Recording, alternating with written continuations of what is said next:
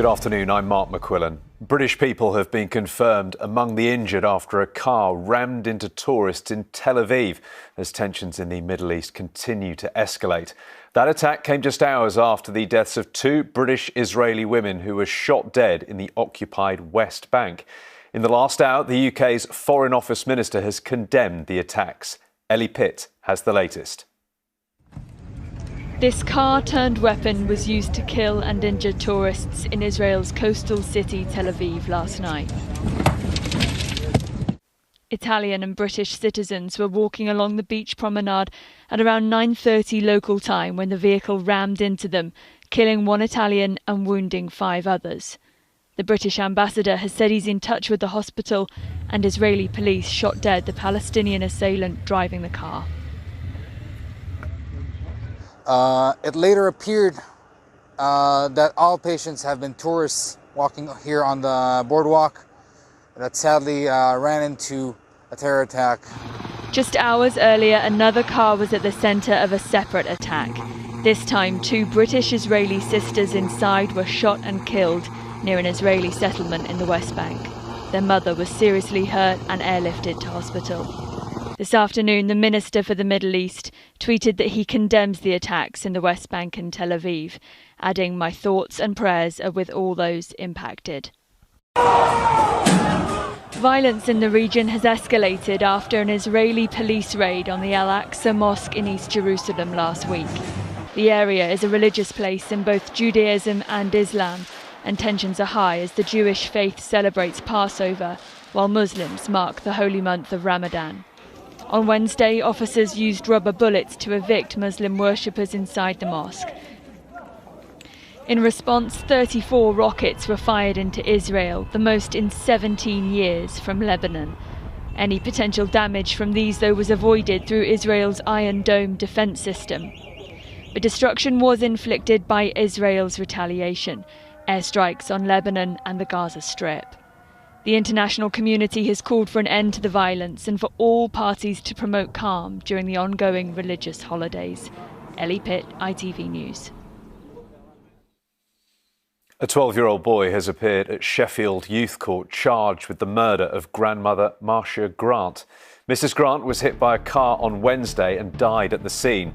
Her family have described the 60-year-old as a pillar of her community. The child, who cannot be named because of his age, has been remanded into secure accommodation. A 16-year-old boy arrested on suspicion of murder after a girl died in a house fire has been released on bail. The 14-year-old girl was found dead in a flat in East London after a suspected arson fire on Thursday. And health bosses say next week's junior doctors' strikes could impact 250,000 operations and appointments. The 4-day walkout starts on Tuesday. They're calling for a 35% pay rise. Labour has released a second advert targeting the Prime Minister's record on crime after an earlier one was criticised by some of the party's own MPs. The original ad claimed that Rishi Sunak doesn't think child abusers should go to prison. Our political correspondent Tom Sheldrick is here with me now. Tom, some Labour MPs are defending these ads, but others don't seem to be too happy. Yes, there's clearly some disagreement within the party over whether such strong and personal attacks are appropriate. Here is the first advert that Labour posted on social media saying, "Do you think adults convicted of sexually assaulting children should go to prison? Rishi Sunak doesn't." It cited government data back to 2010 when Mr Sunak wasn't an MP. A Conservative minister has described the advert as a desperate stunt. A Lib Dem MP said they were disgusted, and the Labour MP John McDonnell called on his party to withdraw it. Shadow Culture Secretary Lucy Powell has said that she can see it's not to everyone's taste, but stands by what the campaign is trying to highlight. And the Shadow Attorney General Emily Thornberry said she thinks it's legitimate for Labour to ask why so many child abusers are not getting prison sentences. Her party have now released a second similar advert suggesting the Prime Minister is not in favour of jailing people convicted of possessing a gun within intent to harm. It hasn't drawn such a backlash, but does suggest Labour are committed to this approach. With the local elections coming up and crime a key issue, Keir Starmer and his colleagues might be quite happy with all the attention this is getting, but they do run the risk of alienating people if they're seen as playing dirty. Tom, thank you very much.